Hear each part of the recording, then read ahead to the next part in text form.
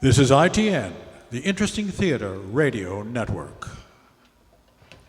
A very good evening, ladies and gentlemen, both to our audience in the studio and to those listening at home. Welcome to Across the Years, the program where our studio orchestra, the Elleston Trio, offers a selection of popular music from days gone by.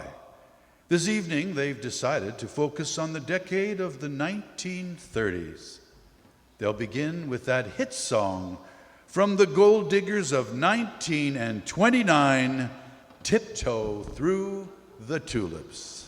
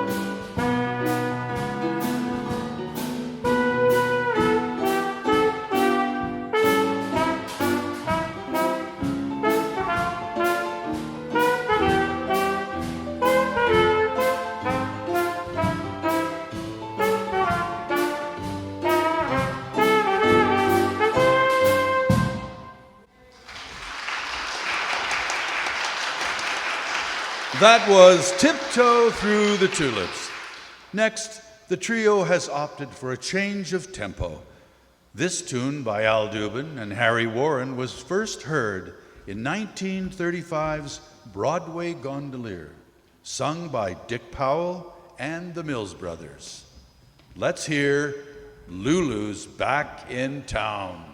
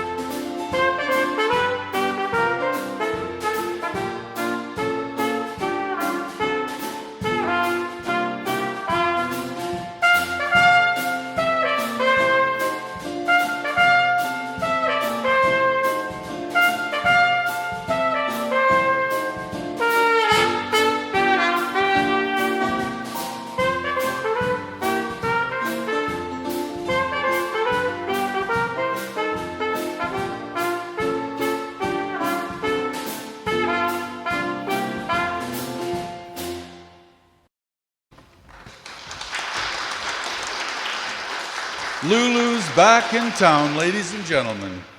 Now, to close out this episode of Across the Years, the trio will render their version of that famous standard from 1938's Going Places, a song Louis Armstrong sang to a racehorse by the name of Jeepers Creepers.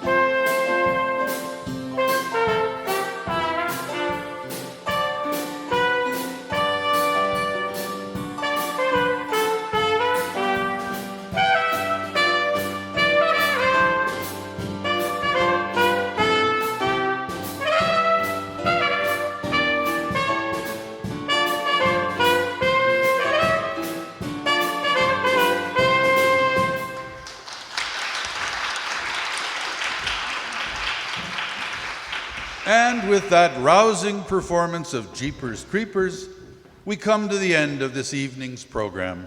Be sure to join us again next Tuesday for another episode of Across the Years on the Interesting Theater Radio Network.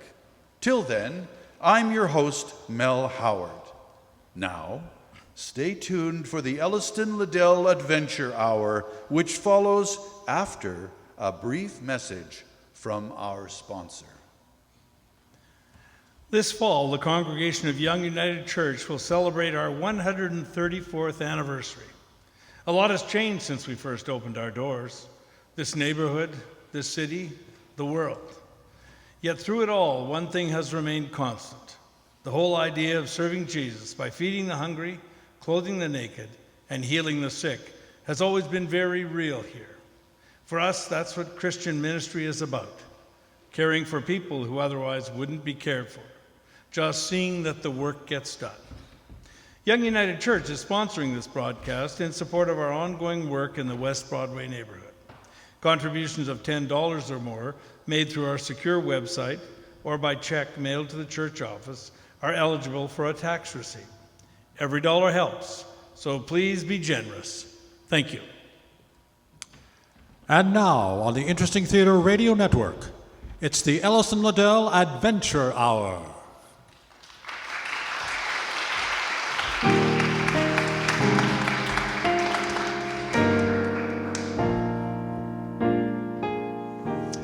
Hello and welcome. Once again, Interesting Theater whisks you back to the year 1909 at the height of Manitoba's first golden age. A time when people from around the world flocked to Winnipeg to experience what many regarded as a miracle. Somehow, a modern metropolis had sprung up on the empire's remotest frontier, where mere decades before there had been only windswept prairie. And now, from the annals of that famous author and detective, the Reverend Elleston Liddell, Interesting Theater presents the case he called The Shocks That Flesh is Heir To.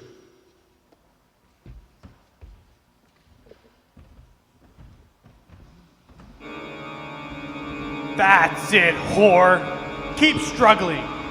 It makes the finale so much more satisfying. Please, I love you, Bartholomew. You can't. Of course I can. One final service. It's over, Dr. Craig. You can't escape. Just let her go. Whatever for, Miss Holmes. If I'm to hang, why deny myself one last pleasure? No, I won't let... Down, you little bitch! No, you won't, Doctor. Ah! Are you all right, Miss Evans? Making it up again, Cassia? Much more real, wasn't it? I think so. Is he... His reign of terror is over at last. Oh, Inspector, finally. He's all yours. Come, Miss Evans. Curtain, Q89, bows, curtain out. Curtain in, and house lights. Damn you, Cassia. What the hell were you playing at? You almost... Mr. Jameson? Mr. Jameson? Opal, see if there's a doctor in the house. Oh. No need, Mr. Crosby. He's quite dead.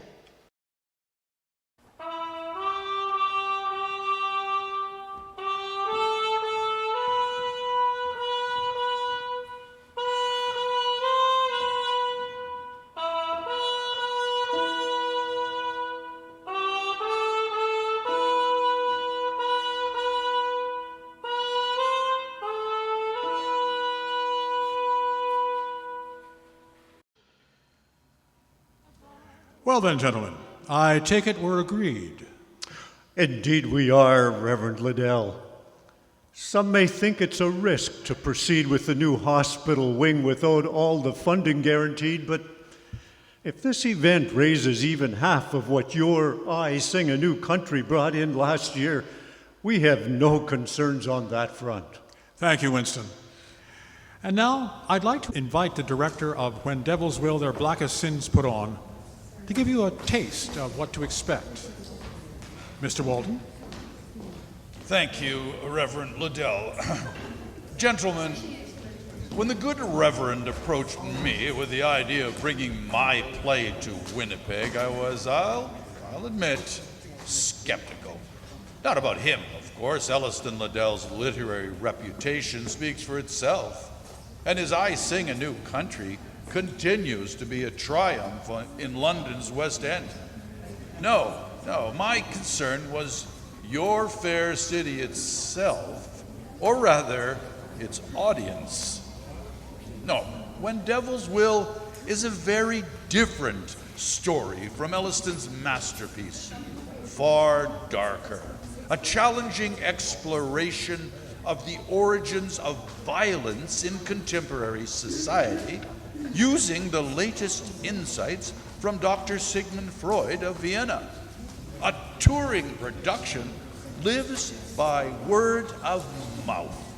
A bad notice from a reviewer who doesn't understand what he's seeing, spread almost instantly by the miracles of our modern communication, can be fatally damaging. Was Winnipeg worth the risk? How could I be sure? So, what settled your mind, Mr. Walton?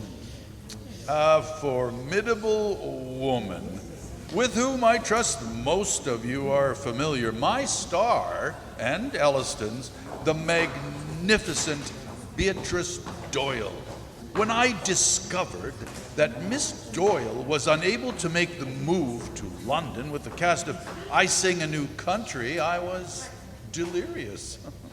Here was my Penelope Soames. It was she who assured me that a Winnipeg audience would be fully attuned to what we were trying to communicate. The rest, as they say, is history. Gentlemen, we are honored to support your worthy project, which I guarantee will be built and will serve the citizens of this great metropolis for generations to come. Oh, bravo.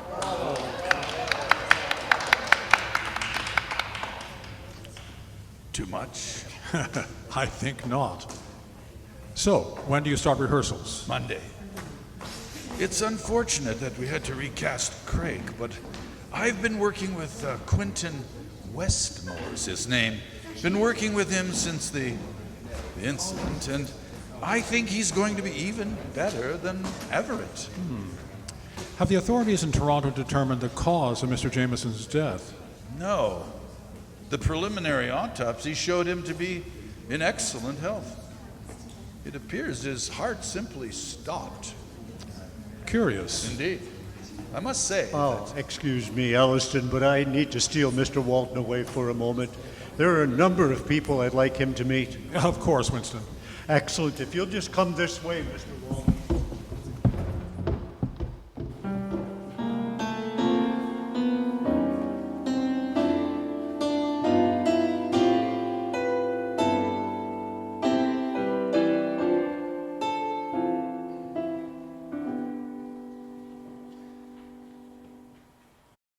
It's so lovely to have you back with us, Beatrice. It's wonderful to be back. Oh, how I missed you when we moved I Sing a New Country to New York, Pamela. Adele is brilliant as Esme, of course, but there's something so special about working with the actress who actually created the role. Thank you, Beatrice. Josie, I think we're ready for coffee. Brandy, Miss Doyle? Oh, Elleston. Beatrice, for heaven's sake. Surely we know each other well enough. My apologies. Old habits. Well, Beatrice. I'd love one.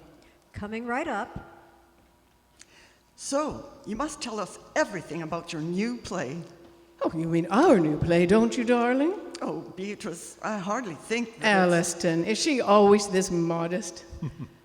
Pamela, what other correspondent could I have who could boast the adventures you and Elleston have shared? Penelope Soames would not, could not, be the complete, complicated, fully realized woman she is if not for your input.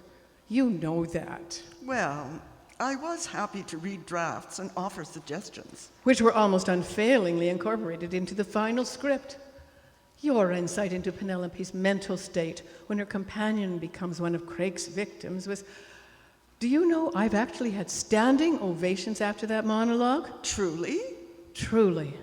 So there'll be no more downplaying your part in this. Ah, Josie, thank you. So, Beatrice, I'm interested in hearing how a touring production is different from what we experienced here with my play. Researching a new book? Always. Well, it's mostly about constraints. We have to be more efficient, especially since we haven't access to your pocketbook when something goes wrong. More efficient how? Well, everything has to be mobile, of course. So simpler sets, less complex lighting. And then there's casting. We can't afford to travel with 20 actors, so most of us play multiple parts. For example, the woman who plays my housekeeper, Kasia Samanska, convinced Gail to let her do all the victims as well. I'll admit I was doubtful at first, but I guarantee you will not be able to tell from the house. Different personalities, different physicality, different voices. Her performances are really quite extraordinary. Samanska. Polish, if I'm not mistaken? Very good. Canadian with Polish parents.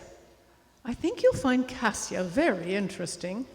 She spent a year in Europe with a company called the Moscow Art Theater. Ah, Господин Stanislavski, I believe. I've read about him. Experiencing the role rather than simply playing it. Well, that's it. Gail is a devotee. The actor and the character meld, if you will. So every performance is unique. It often ends up being very improvisational, which can be trying for the rest of us. Not my cup of tea, but I can't argue with the results. I look forward to seeing it. I'll expect notes after every performance. But now I want to talk about the Walker's resident ghost. Oh. Have there been any more appearances I should be aware of?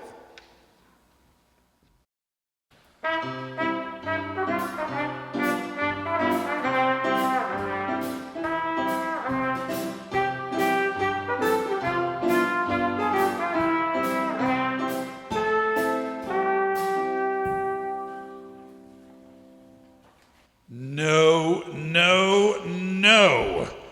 Are you even awake, Cassia? He's trying to kill you. For God's sake, not sell you insurance. If you can't find the character, could you at least attempt the lines? Enough. Crosby. All right, everyone, you're broken. Call is 9 a.m. We'll start with Act 2, Scene 6. 8 takes is a bit excessive, even for you, Gail. Diminishing returns? She may not believe in rehearsal, Beatrice, but she could at least help the rest of you by providing some cues. True. But driving her to exhaustion isn't helping us either. You knew how she works when you brought her back. Process yields results. True, but it bloody well doesn't make it any easier.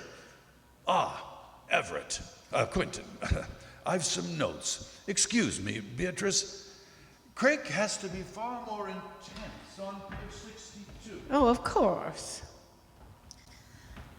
Miss Soames, let's get into something more comfortable.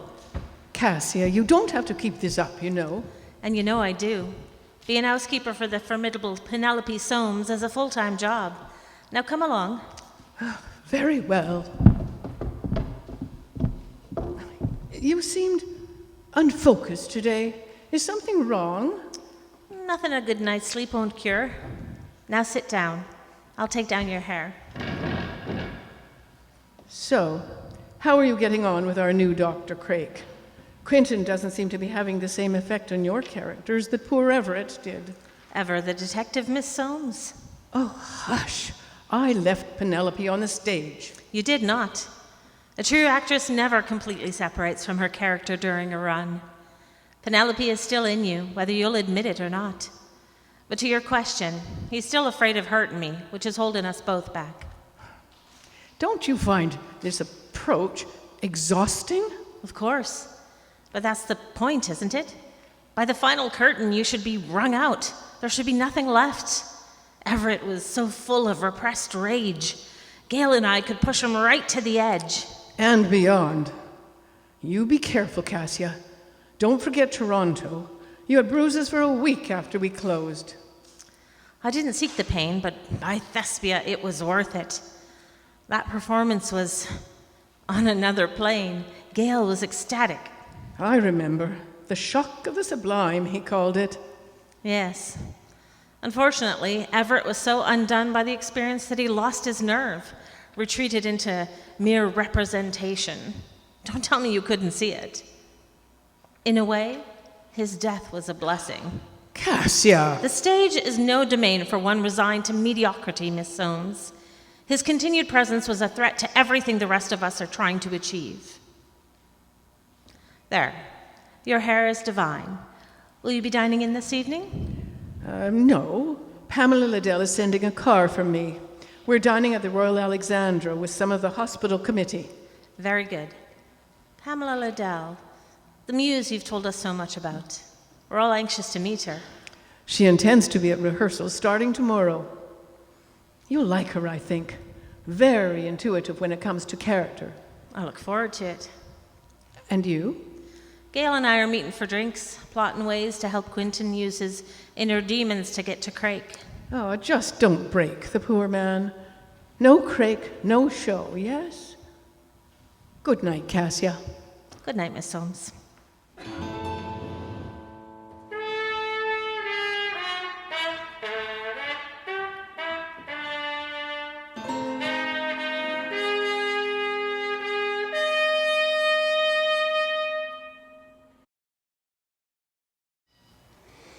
Oh, my. I did need that. Another, my love? No, thank you. So, should I ask how things went at rehearsal? Anything I need worry about? I don't think so. When devils will their blackest sins put on is everything Beatrice described, and more. Then? It's so different than I Sing a New Country, Elleston. So much more internal, intimate. You've read it. On paper, it's a straightforward, if somewhat risque, adventure story. Intrepid heroine overcomes seemingly insurmountable challenges and defeats the evil villain. But to see Beatrice's Penelope move past Catherine's death, Quentin somehow inject pathos into a misogynistic killer like Dr. Craik, it's astonishing. Well, the subtext is clearly there, due in no small part to your contributions. Oh, thank you, my love. And then there's Cassia.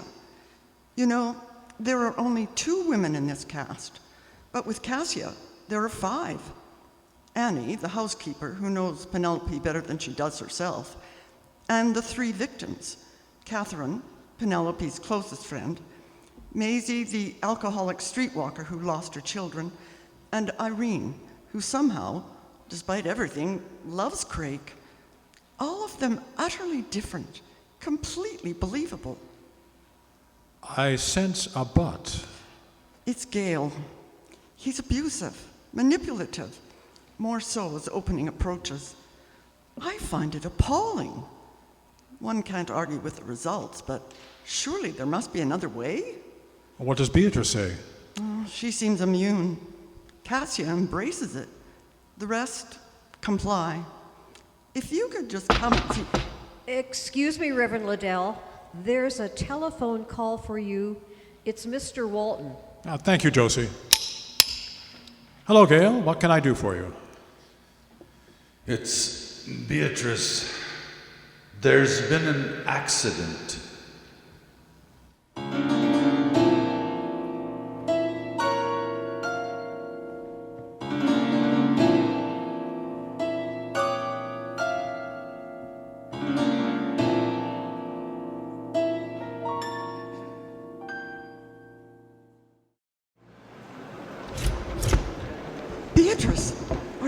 right? With the exception of this very impressive cast, which is a result of my own foolishness, I'm fine. What happened? After a decade of crew safety lectures, I'm embarrassed to admit I tripped at the lip of the stage and fell into the pit. Good heavens. The doctor assures me I'll be as right as rain in about 2 months. And we open in 2 weeks. Oh, Elleston, I can't tell you how sorry I am. Oh, don't berate yourself, Beatrice. Accident or ghost. What's done is done. Well, Gail, what are our options? To be frank, Elleston, I don't see that we have any. With no understudy, Well, I can't... that's not entirely true, Gail. Beatrice, you can't be serious. Come, darling. It's not as though you haven't been in this situation before.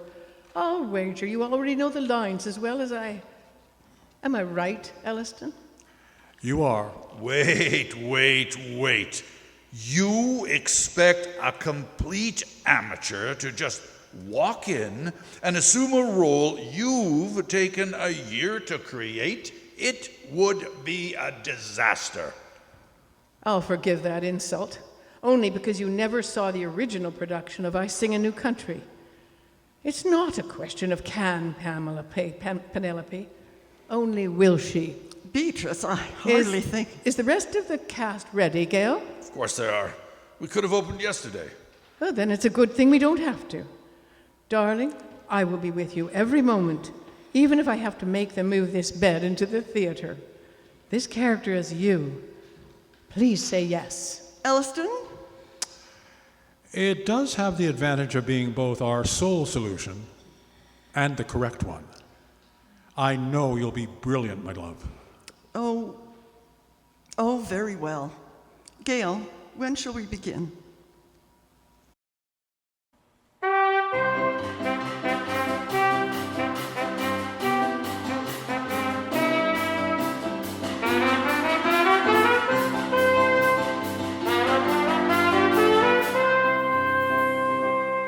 Stand by for cue 38 and lights up. See here, Miss Soames. I know you fancy yourself a real detective, but I'm afraid solving cases in twaddle forward upon wherever cannot possibly prepare you for tracking down a vicious, repeat killer. You're only a woman after all. So why not leave police work to those who are suited to it, Good day. Of all the dunder-headed, obnoxious, arrogant people... Oh, come, my love. He's all that and so not worth another second of your ire. Jealous is what he is. It's you who found the clues around poor Maisie's disappearance, and it's you who'll identify the beast who perpetrated this horrific crime, just as the evening papers keep trumpeting. So no more pouting. Annie has prepared a fine dinner. Let's fill our bellies and plan our next steps. Oh, but it's so exhausting, Kate. I know, Penny, I know. But just picture the look on Holly's face when you present him with the killer. I guarantee that will lift your mood and aid your digestion. You're right, of course. A table, then. A table. And blackout.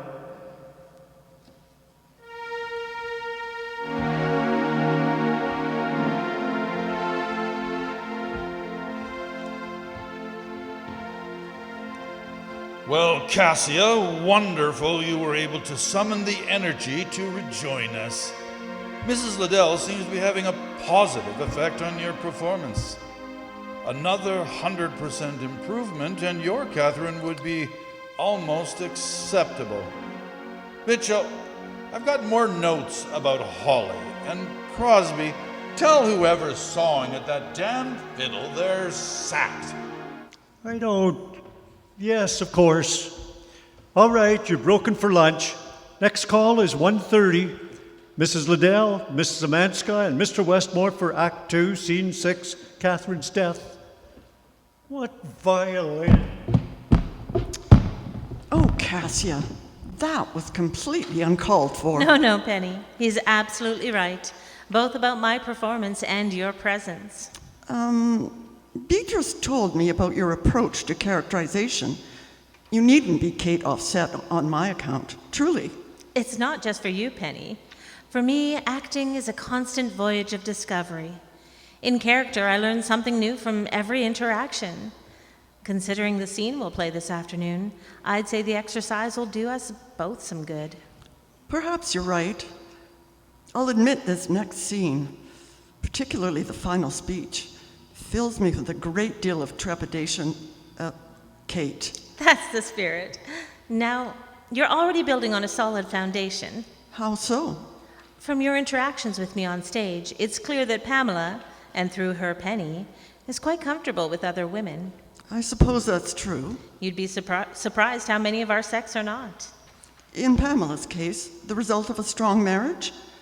I don't see other women as competition, so I have a chance to meet the person. Just so. And you bring that experience to Penelope in your scenes with Catherine. Now, it also seemed to me from your table read that you have some experience with the death of a dear friend. I don't... Yes. As I thought. That is buried gold for an actor. You just have to be brave enough to mine it. That will be very difficult for me. The parallels are... What was her name? Phoebe. When Beatrice asked for comments on the early drafts, it was my experiences with Phoebe that informed my suggestions. So, I am Phoebe. That's why I dread your death scene. I could maintain some distance when Beatrice was playing Penelope, but now...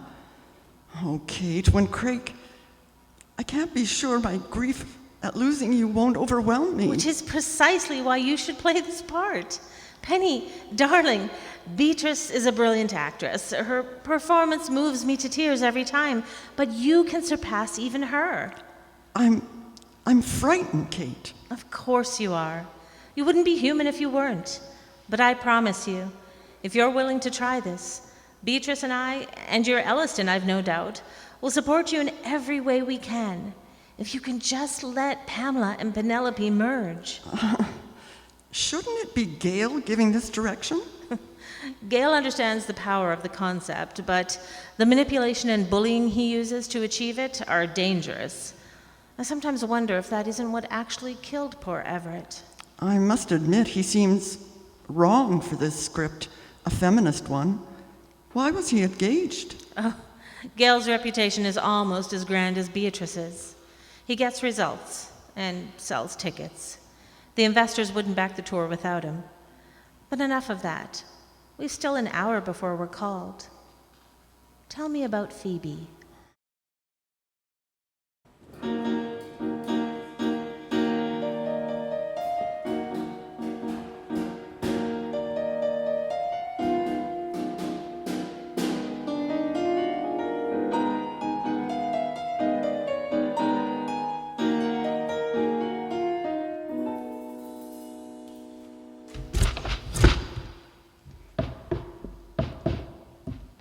Well, Beatrice, you seem to be managing the crutches admirably. Physical adaptability, Elleston. An absolutely crucial weapon in the thespian's armamentarium. And her fainting couch on stage is so much more artistically pleasing than the hospital bed it replaced. Hospital? You didn't. Oh, but I did. I had them put it right in the front row. Reverend Liddell, Inspector O'Connell is here to see you. James, come in, come in. We were just having some port? I'll not say no to that. Excellent. 4 glasses, Josie. Right away, Reverend Liddell. Beatrice, you'll remember Inspector O'Connell of the Winnipeg Constabulary. James, I'm sure you recognize Miss Doyle. Oh, indeed I do. Thank you, Josie. Sure, and I've you to thank for me second daughter, Nell, deciding she'll be an actress. Lovely to see you again, Inspector. Your efforts to protect me from a theater ghost and disgruntled dresser the last time I was here are still greatly appreciated. As for young Nell, there are worse callings. Just ask Pamela. So, James, to what do we owe the pleasure? Well, I've had a telegram from Michael Hargraves from the Toronto force. You'll remember him from Pamela's kidnapping case. Kidnapping? Pamela? How did that not come up in our consultations? Later, Beatrice. Go on, James. It concerns the death of Everett Jameson. Everett? I thought the autopsy showed the poor man died of heart failure. That it did, Miss Doyle. But due to a laboratory backlog, Michael has just received the toxicology report. Poison? So it would seem. The body contained high levels of something called cardioglycosides. Tell me, Beatrice, was Mr. Jameson a tea drinker? Practically an addict. But how would that... I suspect something like oleander may have found its way into his teapot. How could you? Never mind. The flower? Indeed. Prepared correctly, oleander can be quite deadly. Then Everett may have been murdered. Michael thinks there's a reasonable possibility. So he's asked me to interview all the members of the cast who were present during the Toronto run. Determine if anyone remembers seeing strangers backstage or if anyone held a grudge against Mr. Jameson. The sort of things your Penelope Soames might ask Miss Doyle. Pamela now, Inspector. Of course, all of us will help in any way we can. Oh, thank you, Miss Doyle. In light of this, I think I'll assign a couple of men to the theater till the play is over, just to be on the safe side. I'd appreciate that, James. Oh, it's difficult to believe this is happening again. Fate, I'm afraid. Fate? Oh, whenever the Liddells are involved.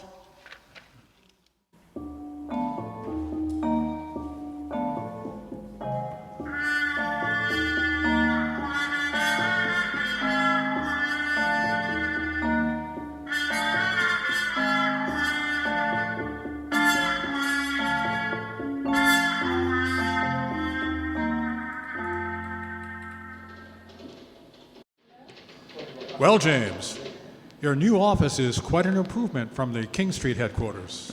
More space, fewer rats. They seem reluctant to cross Main Street, sure enough they don't. Though this is much closer to the wharves. They'll be moving in soon enough, I'd imagine. Well, enjoy it while you can. So, how are the cast interviews going? Anything Pamela and I should know about? Oh, interviewing actors is a trial, sure enough it ain't. But nah, nothing suspicious so far as I can tell. Jameson drank loose-leaf tea, and Michael's boys found oleander in his unopened packages. They're chasing down the supplier, but it's beginning to look like death through misadventure. Tragic for Mr. Jameson, but good news nonetheless. True. I have a feeling there's something else. You know, 'tis a case there was nothing incriminating amongst all the preening and peacocking these actors are given to, but tell me, Elleston, what's your reading on this Gail Walton fella? Well, aside from the meeting with the hospital board, I've not had much to do with him as yet. Pamela doesn't like the way he treats the cast and crew, but she admits he's very effective at getting what he wants from them. Why? Well, instead of just answering my questions, they all seemed like they were playing the part of someone being interviewed by a copper. Can't help themselves, I suppose. Even Miss Doyle, though, she at least apologized. Walton, though. Elleston, for a couple of minutes, it's as if he was talking to somebody else at the same time he was answering me. Nonsense phrases, eyes darting off for no reason. He claimed he was just tired from trying to keep the show on track with the 2 stars replaced, but sure, and it seemed like more than that to me. Well, he is under a good deal of pressure, though Pamela tells me rehearsals are going well. Have your constables said anything? Nah. Oh, Dubuque says Walton complains about a violin nobody else seems to hear, but these people are all eccentrics, if you don't mind me saying. Pamela excused, of course. Don't worry, old friend. I suspect most of them wouldn't regard that as anything but a compliment. Still, I'll ask Pamela for her opinion.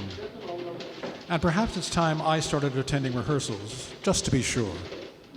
This endeavor already has too many surprises.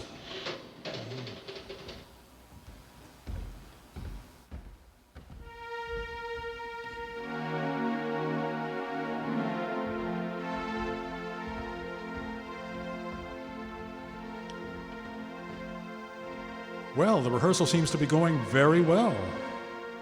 Indeed it is, thanks in large part to your Pamela. I intend to steal shamelessly from her when I resume playing Penelope. How are the ticket sales? Oh, better than I dared hope. We've had to add an extra performance. Wonderful. All right, places for the Act 1 finale. Places, please. We're ready, Mr. Walton. Mr. Walton? He's up here on the catwalk, Mr. Crosby. What the? Is everything all right, Mr. Walton? We're ready to begin. Just give me a moment. I've almost found it. Found what, Mr. Walton? Can I help? Don't come any closer, Milligan. You'll scare her away. Scare who away, sir? My God, man, are you blind and deaf? She's right there. The music is so beautiful. Elleston! Clear the stage, Mr. Crosby. Everyone to the wings, please. Now! She's calling to me. She wants me to. Can you reach him, Mr. Milligan? Almost there. So beautiful. Don't, Mr. Walton. Don't! Yes. Reverend Liddell? May the Lord have mercy on his soul. We'll return to the shocks that Flesh is Heir To after a brief intermission.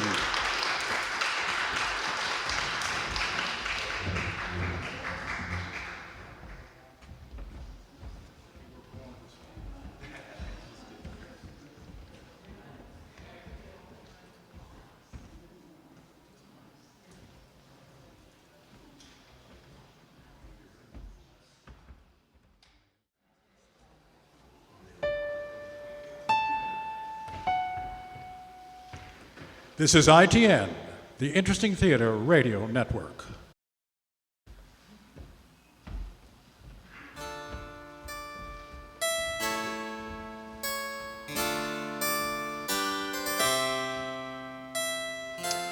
Welcome back. Well, a great deal has happened since our evening began, has it not? It seems this production has just as much drama behind the scenes as on stage, all leading to what seems to have been a fatal accident. And if not an accident, then what? And now Act 2 of The Shocks That Flesh is Heir To, an Elleston Liddell radio adventure.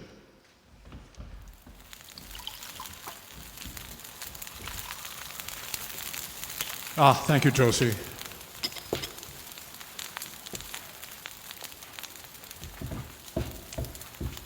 Well, 4 days till the premiere. I'm open to suggestions. We proceed, of course, despite this horrific tragedy. If he were here, Gail wouldn't hear of canceling on his account. I quite agree. There's far too much riding on this project. Oh, indeed, my love. My query was directed toward how rather than if. I'd like to suggest that you take over as director, Beatrice. I?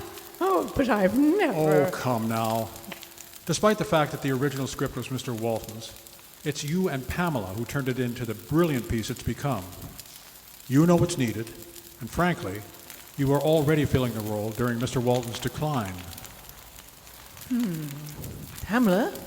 I guarantee the cast will welcome you with open arms, Beatrice. There. That's settled then. Which leaves us with the peculiarities surrounding Mr. Walton's death. In hindsight, was it really unexpected? He's always been high-strung. Isn't it possible the pressure of dealing with my injury and recasting Penelope simply became too much for him? Our backers have been hounding him relentlessly for reassurance about their investment. Oh, I've no doubt all of that played a role. But when we were last in Europe, I had dinner with a professor of psychiatry at the University of Munich. Emil Krepelin. Indeed. Brilliant mind. I contacted him about this case, and he concurs that avoidance and withdrawal would be the expected pattern of symptoms for this sort of breakdown. Yet Mr. Milligan is insistent that Mr. Walton was hallucinating before the fall. The good doctor suggests something external might offer a more fruitful line of inquiry. External? Our ghost? Or like the oleander.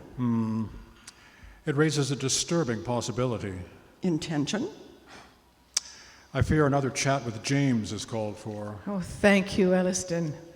I know you'll take care of us. Josie, Yes, Miss Doyle. could you be a dear and call Crosby at the Walker?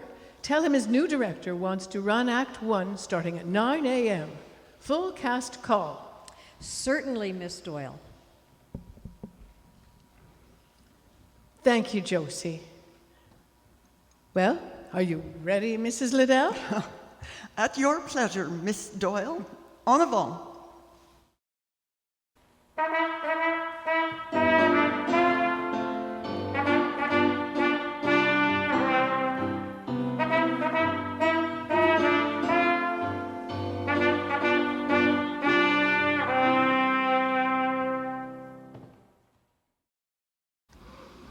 That's it, whore.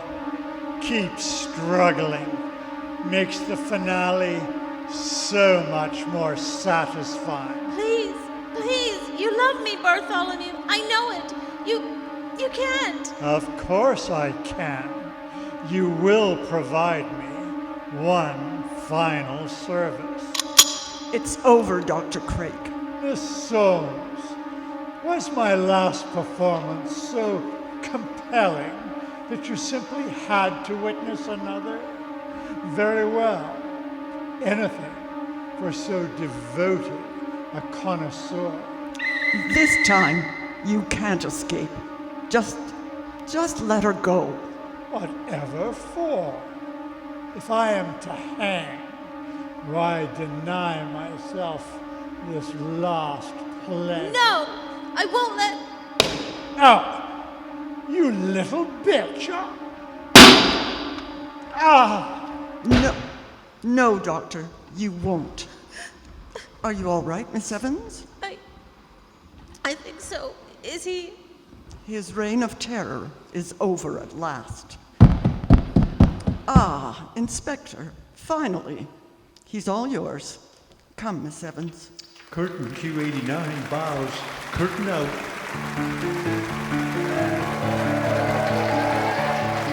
Curtain in. Curtain out. Curtain in. And house lights.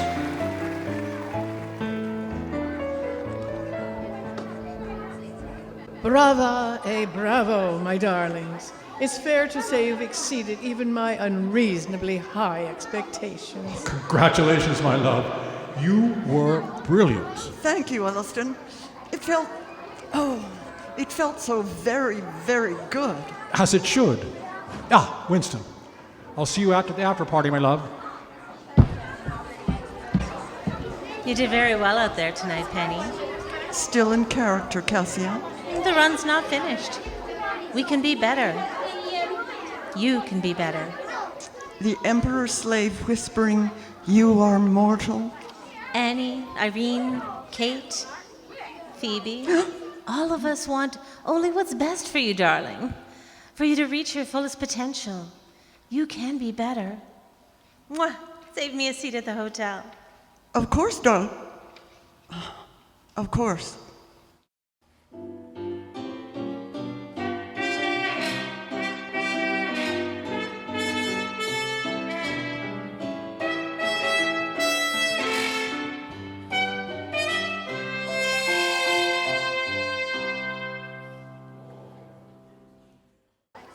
Three nights, even standing room sold out. By the time we close, the hospital wing will be paid for with funds to spare. May the Lord be praised. Josie asked me to bring these in while she finishes plating the hors d'oeuvres. Thank you, Miss Samanska.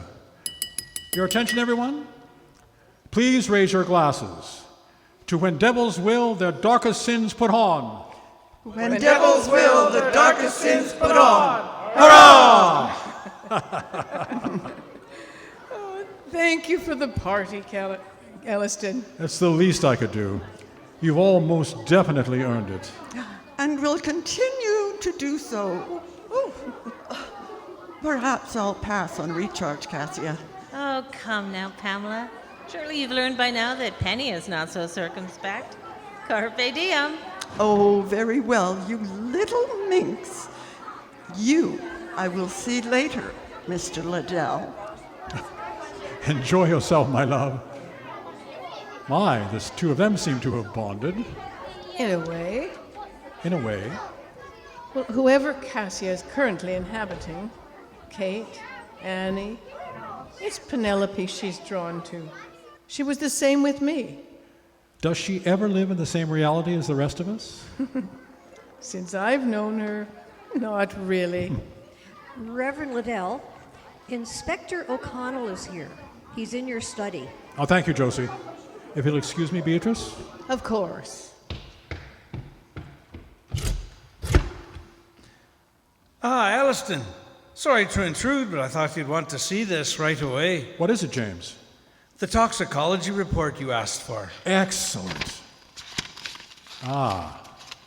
Yes. Yes, now it begins to make sense. What does? Dr. Findlay found pieces of datura in Mr. Walton's stomach. Datura? Better known as devil's trumpet or Jimson's weed. Oh, sure. That's poison, is it not? Indeed it is. But in lesser doses, it can cause visual and oral hallucinations. Like our floating fiddle player. Just so. Miss Semanska, what can I do for you?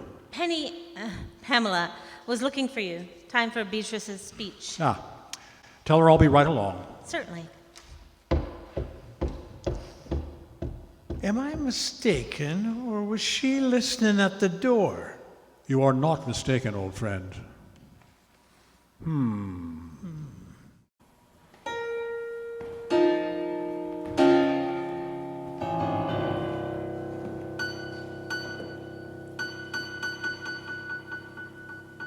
Stand by to rotate to Elleston. Where is she? The victim? No, you bleeding idiot! Soames! She ran off that way. Then what bloody hell are you standing here for? After her! Fade to black and go, Elleston.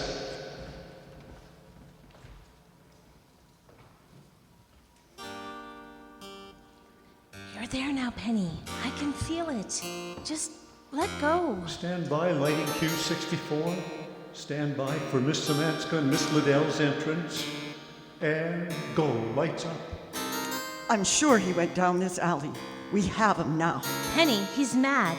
We should wait for the police. And let Holly take credit for our work yet again? Oh no, my love. We discovered where he'd strike. We saved that woman. Now we've run him to ground, and we are going to end this. Come on. Oh! Let me go, you bastard!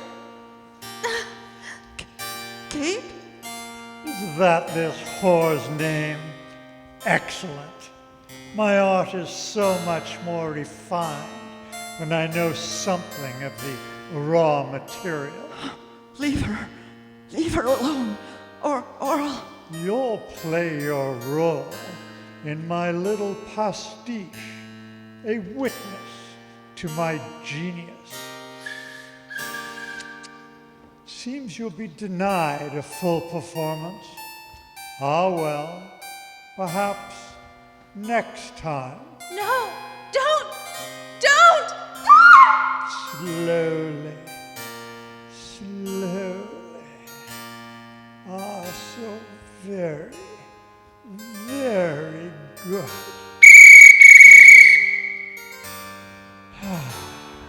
There. I'm finished with this. Do you still want it? Kate! Very well.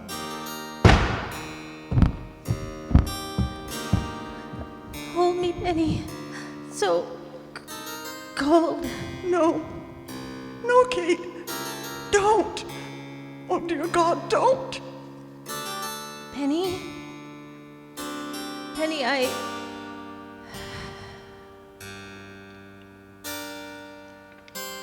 darling. No script. Penny, Pamela, one in grief. My fault. All this my fault. But you won't escape. No matter what you do from now on, your life is finished. There is no place you can hide, nowhere you can run. I will find you. I will find you. And then you will pay. This blood. Oh, Kate. I will see you bleed. I will see you suffer. I will have vengeance. Kate the Black and go to kitchen set. Stand by lighting through 65. That was Brilliance, darling. You see, pure brilliance.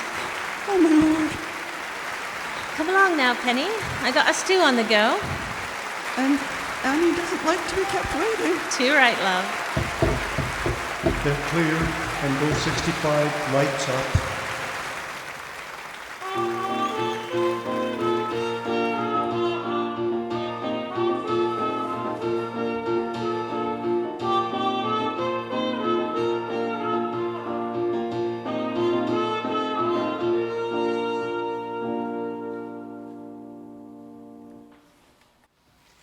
Good morning, my love.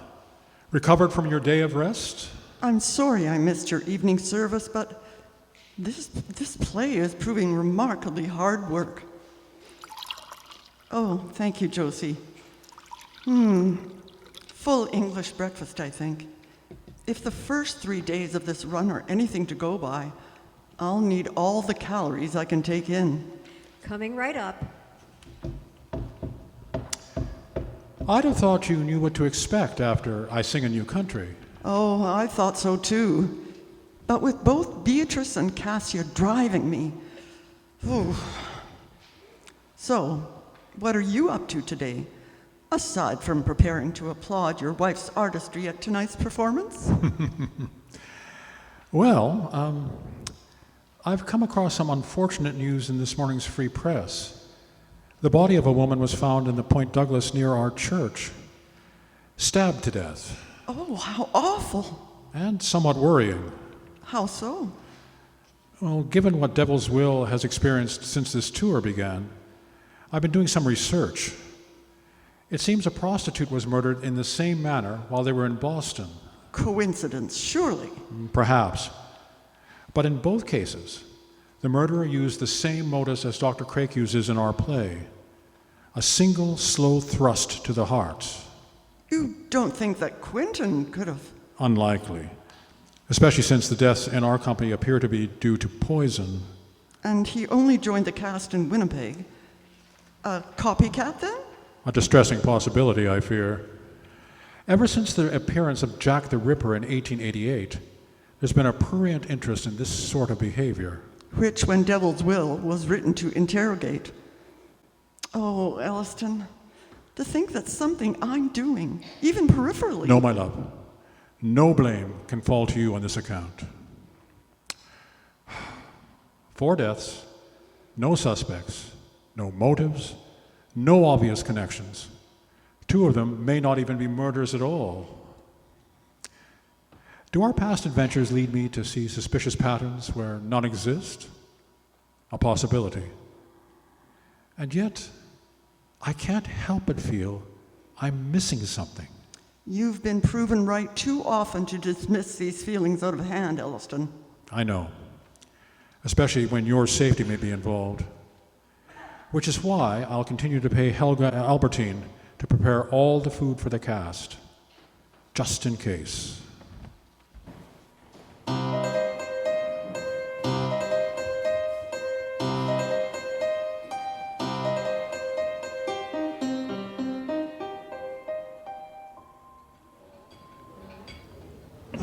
Pamela, I wonder if I might have a word? Oh, certainly, Quentin. Albertine, could we have another chair? Here you go. What can I get you, Mr. Westmore? Coffee and brandy, please. A double. Right away. She was something of a trial tonight. That may be the understatement of the year. Thank you. For a moment, I thought you might take my knife and finish Craig herself. Beatrice, Reverend Liddell. Happy you could join us, Mr. Westmore. So, what have we missed? We were just commiserating about Cassia's performance tonight. Oh, what in heaven's name got into her? I've no idea. She's always in character in the dressing room, as you know, questioning, giving notes. But tonight she was manic, far beyond her normal eccentricities. Annie couldn't stand still long enough to do my hair. Kate was talking to herself. Talking to herself? That's interesting. And she struggled with me so violently, I fear I left bruises. I went to apologize after the final curtain, but she'd already left. I wonder if I shouldn't ask Dr. Phillips to look in on her tomorrow. Oh, would you, Elleston? If she's having some sort of health problem, we need to nip it in the bud. I'll have Josie leave a message with his answering service. Thank you. We're so close now. Just 3 more performances. Elleston, do you think... Elleston? Oh, sorry, my love. You're thinking about Gail, aren't you? I am. Talking to herself? Seems an unlikely coincidence, don't you think?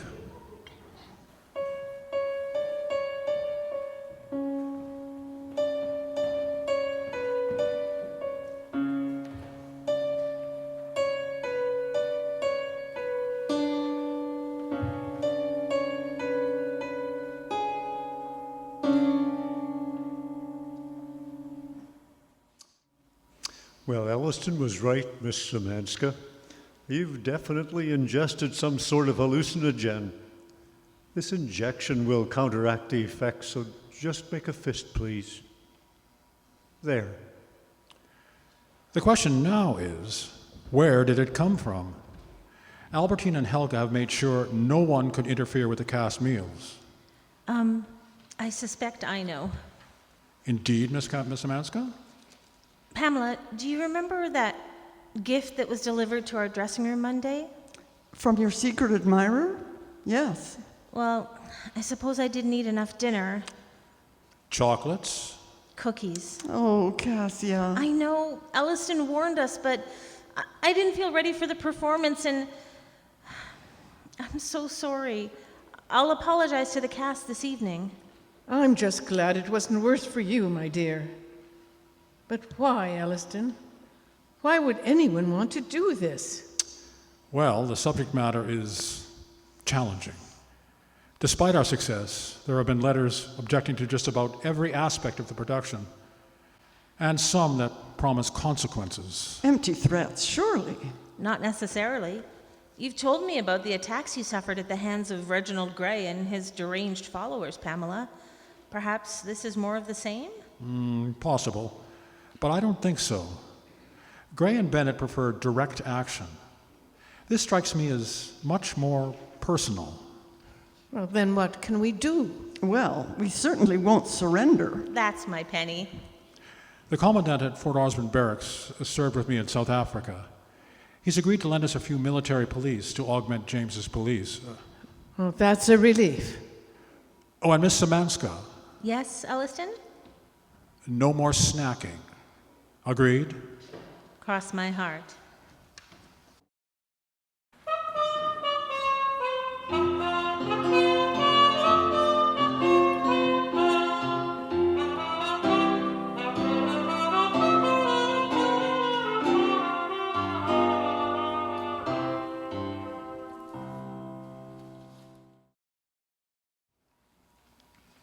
This time, you can't escape. Just let her go. Whatever for? If I am to hang, Why deny myself this lost pleasure? Oh, little bitch!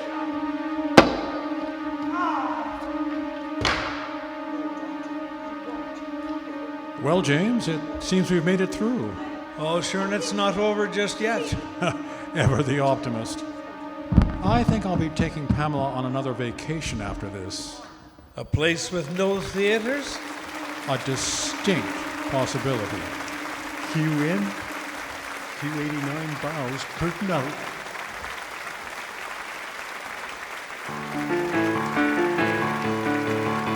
Ah, Beatrice, congratulations and my sincere thanks. You've done it. Not without Pamela, I haven't.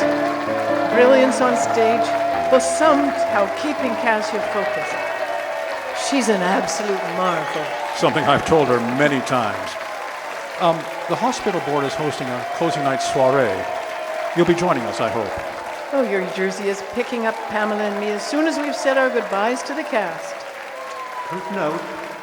Ah, there's my cue. A bientôt. Curtain in.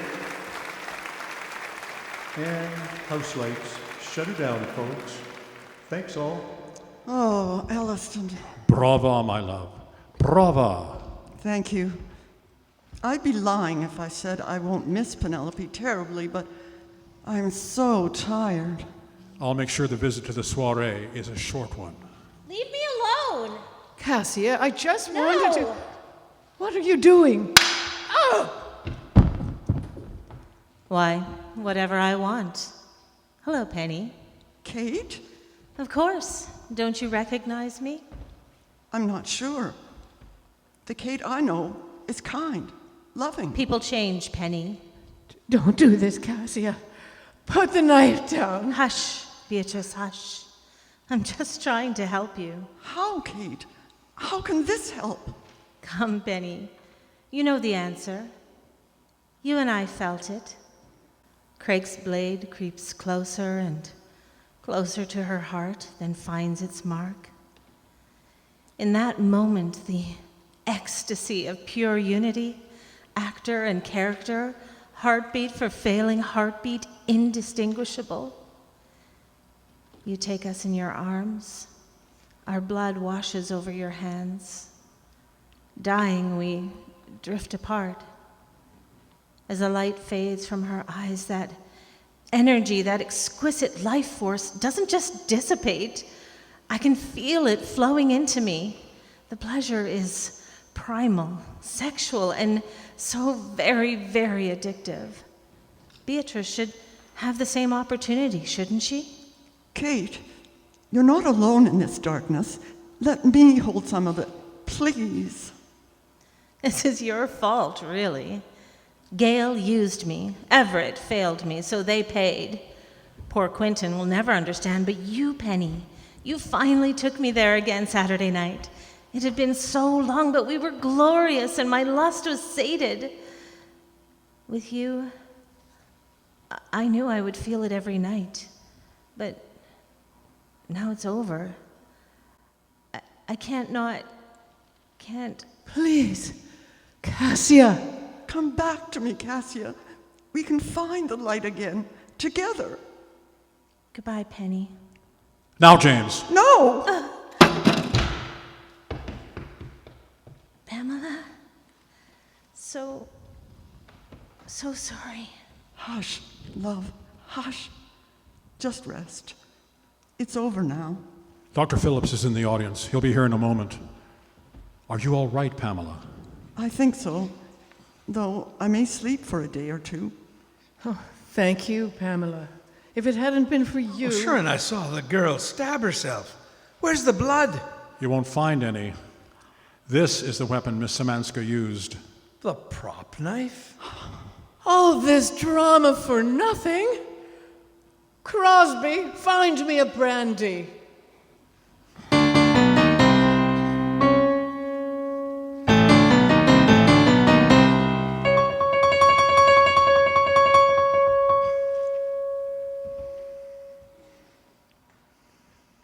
Well, James, what's the verdict? She's confessed to all of it. The actor, the director, and both the streetwalkers. The women? But why? Channeling the Ripper character from the play, as far as the psychiatrist can tell. She won't hang, but she'll be committed, most likely for the rest of her life. Oh, such a waste. There's another play there, Elleston. Oh, I don't doubt that's true, Beatrice, but I think When Devil's Will is as dark an experience as I'll want for quite some time. I suppose you're right. Well, I'll be off. James? Together? Beatrice is auditioning me now for a theater scholarship. Indeed. Well, wish her married for us.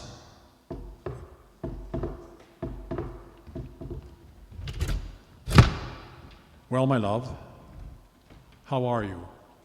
Really? Oh, some post-production melancholia, of course, but all in all, as well as I've been since before Phoebe died. Truly? I'm surprised as well. It's partly the affirmation I've received for Penelope, I imagine. But I must admit the lion's share of the credit goes to poor Cassia. The method. Quite. Cassia believed in digging deep, unearthing on every hidden shard of emotion. I thought it reckless, dangerous even. But in her unrelenting search for character, she forced me to talk about Phoebe. It let me finally acknowledge my guilt at being attracted to someone so amoral, and for betraying you. You have never betrayed me, Pamela. Never. Thank you, darling. But as your friend Professor Kraepelin would no doubt tell you, guilt is seldom rational. Cassia insisted I find Penelope. In doing so, I seem to have found myself as well. As you so often say, the Lord works in mysterious ways. For which may he ever be praised. Amen, my love. Amen.